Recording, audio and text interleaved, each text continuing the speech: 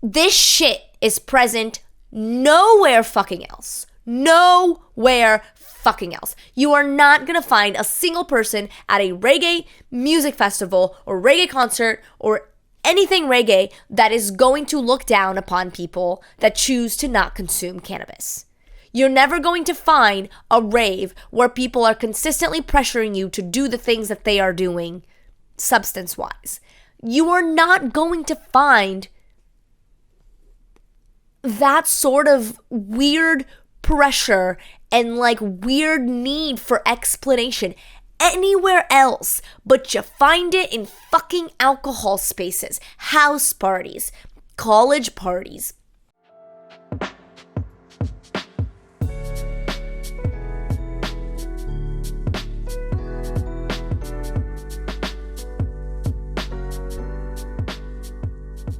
Hello, and welcome back to Embodying Mystical Mac. If you're new here, thank you so much for joining. This video is going to be a bit of a rant and probably feel really out of left field if you have listened to my content before or watched my content before. Or maybe it won't. I don't know. But part of my 2021 reflections that I am still working on a video about, by the way. I just have to figure out ways to talk about certain things in the way that I feel suits me and my content and the kind of person that I'm trying to be in general as a whole. So that is coming. But what I can tell you is that part of my 2021 reflections is that I'm just going to create the shit I want to create. And if that is a ranty video about something that genuinely bothers me regarding society, then that's what it'll be, you know? I was going to do my video on inventing Anna today, but that's not what happened. So that video is coming as well. For now, we get this. We get this episode/video where we need to talk about alcohol. Yeah, you heard me right, alcohol. Our society has a scary normalization of alcohol. In spite of the fact that it is one of the most corrosive poisons ever created. It just happens to be one of those corrosive poisons that, when done in moderation, it's all right. But then again, I think of a lot of things that the YouTube algorithm does not want me to mention that when done in moderation, they are all right, if not even helpful. I'm talking about our fungi friends, and even, you know, the mother medicine, Aya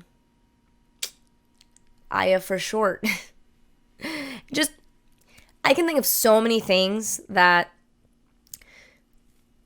may not seem, I mean, those two things are excluded from this because they really truly are medicine. But I can think of so many chemicals, right? So many things that are just not good for us, for our bodies, for anything really. Or maybe some of these things are okay for some things, which is why when done in moderation, they're fine. And I suppose alcohol can also be that way. But, you know, we're talking about the person who has 2 glasses of wine per week or something like that. That is not the way most people consume alcohol. Also, when people choose to consume alcohol, oftentimes I've found they do it to an excessive degree. Or at least a degree where they are trying to get affected. They are trying to go under the influence of alcohol. And this is like literally me trying to avoid words that could get this video demonetized on YouTube. I genuinely don't know. I do not know if saying alcohol already got it demonetized. I don't know. Maybe someone in the comments let me know. But no, like screw it. You're trying to get drunk, right? Like a lot of people, when they consume alcohol, they are trying to get drunk. That is the point. That is what they're trying to do.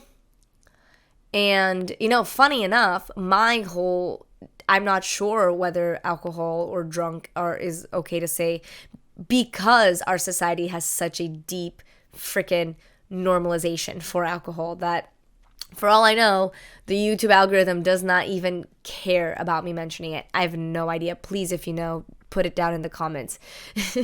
I'm sure I'll find out the answer in the meantime anyway, but please put it down in the comments just so others can know as well. But going back to what I was saying, when people consume alcohol, whether it's they're going out to a karaoke bar once a week, or going out for a friend's birthday, or just going out on the town on a Friday, Saturday, whatever, they are not trying to have 1 to 2 drinks. They are trying, well, I guess it depends on how much alcohol it takes to get you going.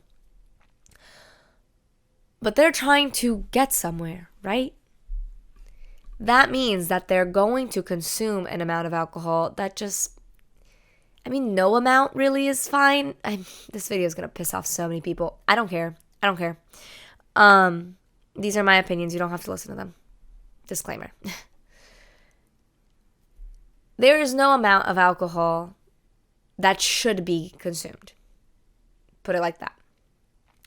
Yeah, I'm sure, you have your things like 1 glass of a particular wine once however long is fine and even helpful.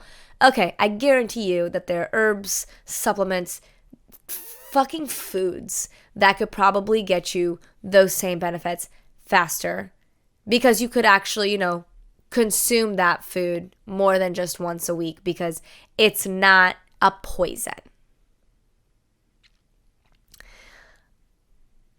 My views in this were reinforced when I literally stumbled upon a video by this awesome channel called Of Herbs and Altars. Dorian is their name. And they were talking about how their alcohol addiction compared to their heroin.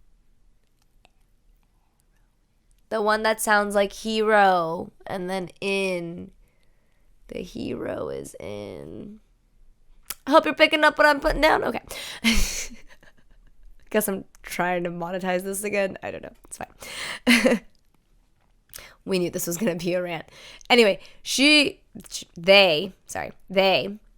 they were comparing their hero addiction to their alcohol addiction, and how much more incredibly derailing to their life alcohol was compared to this other thing that gets demonized and stigmatized to a degree that I honestly believe alcohol deserves.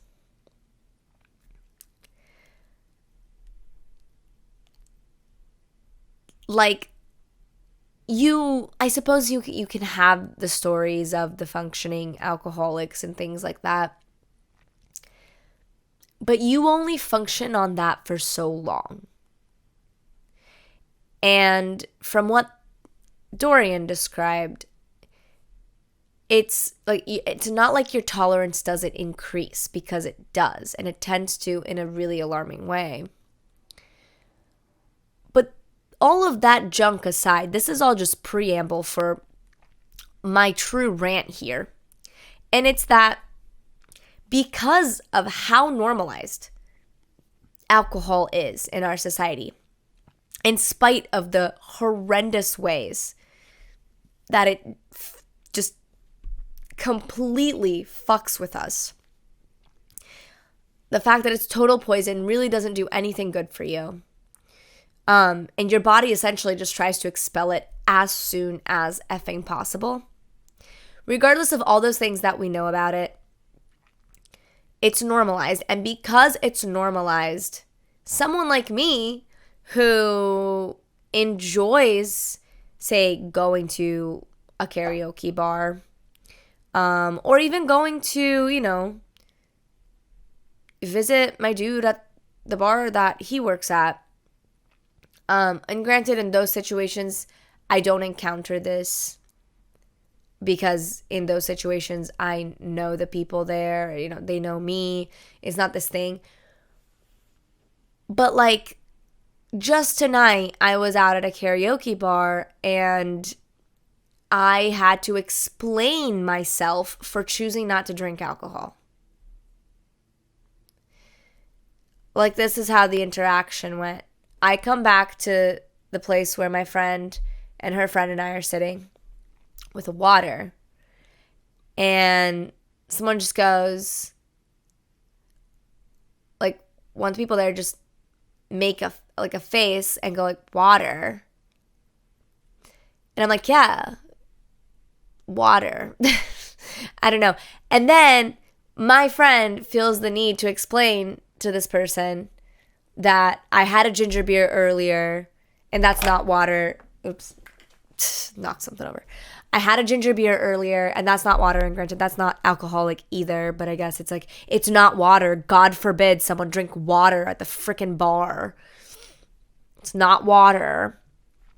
And how I was driving, basically all of these like fucking excuses that just do not need to be present. What I choose to drink or not drink is none of your goddamn fucking business. It should not be your business. Just because I'm at a bar, like, okay, so if I go to a rave, does that mean I have to drop all kinds of substances at the rave? Because that's what people are doing there. If I go to a music festival, if I go to a reggae music festival, are they literally not going to allow me in unless I say that I consume cannabis? Like, what is this shit about alcohol? And this is going to be very passionate. So, like, if you get triggered by people having incredibly passionate fits of irritation, click out now. Because I can feel this rising right now. This shit is present nowhere fucking else. Nowhere fucking else. You are not going to find a single person at a reggae music festival or reggae concert or anything reggae that is going to look down upon people that choose to not consume cannabis. You're never going to find a rave where people are consistently pressuring you to do the things that they are doing substance-wise.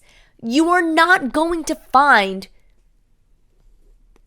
that sort of weird pressure and like weird need for explanation anywhere else, but you find it in fucking alcohol spaces, house parties, college parties, fucking bars, people's birthday parties. Like, okay, so because it's someone's fucking birthday, now I have to poison my body because they were born. Like, it's not good enough that I'm fucking here and present and excited to be here, all my sober self. That is, as the Brits say, fucking mental. That is mental. It is insanity. It's insanity that I am expected to fucking explain to people that when this is the interaction that went down, right? I come back with my water, and before the person who said something about it says water, they just make this face like if you're listening on the podcast, it's just like taken aback, sort of offended face, but also like suspicion in their eyes. And it's just like, okay, so I'm suspicious for not wanting to poison my body, but people who just decide that it's okay, to black out all the time, they don't get any suspicion. And mind you, like, I have no judgment for people that consume alcohol, regardless of the degrees that they decide to consume it in. I don't care. In fact, it makes me even more angry because I don't care. I don't give two shits if you are getting blacked out the fuck drunk or if you're having 3, 2, however many fucking drinks you want to have. I do not care. So the fact that it seems to be such a fucking thing when someone chooses not to consume alcohol just drives me fucking up a wall. I cannot. It's crazy to me. It's crazy to me because I have my views on alcohol. I stand by them. It's not good for you. It's if you're gonna do a substance, there are so many other things that can be done in safe, moderate ways in which you will have way more of an enriching experience. But because alcohol is so intensely normalized, those other ways get looked at as, they get demonized at times. I know I've been looked at completely sideways for mentioning something that I do in moderation very responsibly. So responsibly, in fact, that I talked to my therapist about it. And I talked to my therapist about it, about how microdosing this thing on occasion actually reminds me that I'm not my dysthymic episodes. And I don't ever seek that thing, I never seek that microdose out because of that. It's just kind of a happy byproduct of that thing. And this is something that I do instead of alcohol on occasion, and it's a thing that if it gets mentioned, people look at you like you're fucking insane and basically you're tweaking out. Which is absolutely crazy to me because the way that I've always been consume the irresponsible things responsibly. That's always been my thing. And that's true for alcohol, any substance, anything that I find myself with. I do my best to, if I'm going to consume irresponsible things, I'm going to consume it responsibly. For example, if I'm going to eat junk food, I'm going to try to make that the healthiest version of junk food that I can get to. Not kidding myself into thinking it's healthy, but just I'm going to attempt to make it the healthiest version of the junk food. I'm going to attempt to go for the In-N-Out fries as opposed to the McDonald's fries, if you know what I mean. And for me, that goes the same with substances and things like that. So when the fact that I can mention a certain thing that I do on occasion instead of alcohol to a person that's known me for years, so many years, and the mere mention of that particular thing because of the societal stigma on it just erases that person's ability to fully see me in that moment, in the sense that they've known me for so many years. They know that I am not an irresponsible consumer, and that doesn't become untrue when things like substances like alcohol and I just said way too much. It doesn't become untrue when substances get involved. Be them alcohol or whatever else. But because there's such a big stigma on that, it gives them pause. When in truth, if there wasn't a stigma, it would just be Mac is a responsible consumer, so wow, I wouldn't be doing this thing, but I trust that she does it in a way that's responsible because that's who she is. Alcohol doesn't have that stigma. It just doesn't. It's so incredibly normalized.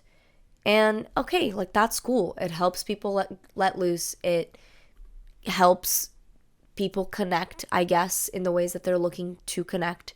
I don't believe it's the biggest connector. I personally have never found it to be connective, especially not in the ways that other things I found are true connectors. But I can see where the connection happens in alcohol. I may not like to drink, but I love to karaoke. And where do you go to do that? You go to karaoke bars, and you go to bars that have karaoke nights. And so I witness it. And I love that for people. I truly do. And whenever I get into conversation with people, in those places, I'm never talking about what we're drinking. It's not about what we're drinking. It's none of my business what you're drinking. I assume you're probably having something that they serve at the bar. And by the glass that you're holding, I could probably tell what it might be. But that's as far as it goes. And I don't even think that hard about it. I just go, there's a glass in that person's hand. They're here. I'm here. What is that person actually about? That's what I'm thinking if I want to talk to a person in those places. So the fact that there's such an emphasis on like, what are you drinking? But not even that. It's not even that. Because most people don't ask what you're drinking. They only ask if you're drinking something that's non-alcoholic. That's been my experience. And I've had a lot of experience considering that I don't really drink. In fact, I only really drink when I go visit my boyfriend at his job. Because, I'm there to like chill out and relax and just flirt with my boyfriend basically. And in that situation, 1 or 2 tequila drinks are fun. Especially because, and this is another thing, okay? I should have probably led with this. I am a surprising heavyweight. Maybe I'm not like a heavyweight, but I'm definitely like a medium weight. So in order for me to actually start to feel the alcohol in ways that girls my size, people my size, probably feel it, it just takes a lot. And I'm just hyper aware of how much I'm poisoning my body for a sensation I don't even really like. Like, it's cool when it's the first couple drinks and I'm like 75% on my way to buzzed. And it's like kind of like rolling underneath me, the alcohol feeling. When it comes to a point where it's like I'm face to face with it, I do not like it. So there is that factor of like, oh, I just kind of don't like it. I don't like how it feels when I get there, and I don't like how much it takes to actually get there for me personally. But in my experience, it's only ever a question of why are you drinking that, or oh, what are you drinking, when you are not drinking alcohol. That needs to change. I really believe that needs to change. Because if I don't care what the fuck is in your cup, why do you care what the fuck is in my cup? Are you insecure because I'm sober and you may not be? Because if that's the case, you're probably drinking for the wrong reasons. It's one thing to go to a place where they serve alcohol and find camaraderie in being there. It's another thing if drinking alcohol is where your camaraderie is found. There's no judgment. There's just a difference. And I would hope that it's evident that in one, there's an over-reliance on alcohol. Whereas in the other, there's an indifference. It's there. It's there, and you partake, and you go home. Yeah. Those are my thoughts. Let me know if you have any thoughts. I am excited to shoot my Inventing Anna video. I have my notes, and that one's probably going to be a bit of a rant. I find I kind of really like to rant, but it'll be like an organized rant with notes. So tune in for that. I will eventually come up with my 2021 reflections. It may happen by my birthday, which would be kind of fitting because, like 2021, technically like my... I don't know, like the last 27th year, instead of like 2021 reflections, it'd be like, my 27th year of life reflections. So maybe I just gave myself a reason to procrastinate. No, I'm just kidding. I really do want to figure out how to make that video in a way where I'm feeling like I'm just talking on what's necessary, which is my own life's journey, and not necessarily like how I got to those lessons or other people that may have been involved in my gaining those lessons, unless it's my boyfriend, because I feel like he just gets mentioned a lot in general. But yeah, so those are coming, and thank you so much for joining. I really appreciate you. If this was your first video here, thank you. what a video to click on to. If it's not your first video, I'm so grateful that you're here watching, listening, however you are consuming this content. Thank you so much. There are social justice links in the description for you to check out on YouTube. I believe they're also on Spotify. Don't know how the other podcasting platforms display them, but there are social justice links, my social media links as well. And I am excited to catch you next time. For my YouTube friends, I'm going to show you my makeup. I'm really proud of it. My eyeliner threatened to go nuts, and it did just a little.